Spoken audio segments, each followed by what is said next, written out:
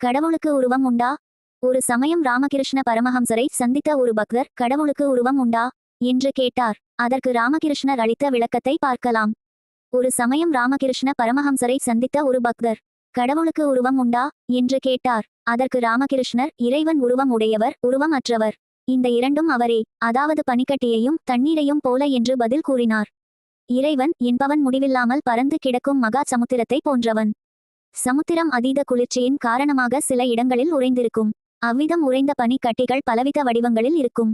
ஆனால் சிறிது வெப்பம் அதிகரித்ததும் பனி உருகி நீரோடு நீராக கலந்து விடும். பனிக்கட்டியும் நீரும் ஒரே சமுத்திரத்தைச் சேர்ந்தவைதான்.